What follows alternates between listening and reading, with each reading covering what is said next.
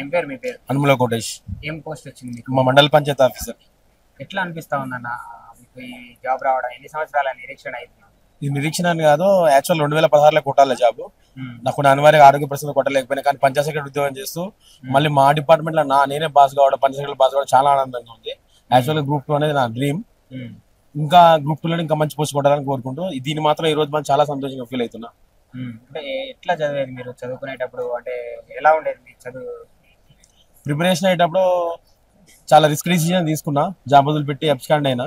తర్వాత ఫ్యామిలీ అంతా వదిలిపెట్టి హైదరాబాద్కి వచ్చి మొత్తం హాస్టల్, స్టడీ హాల్ అదే ఉండే.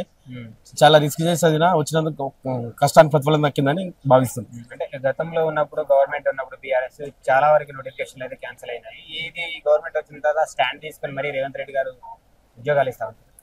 ఈ విషయంలో మాత్రం కంపల్సరీ గవర్నమెంట్ కానీ సీఎం గారు కానీ కృతజ్ఞతలు చెప్పదలుచుకోవాలి.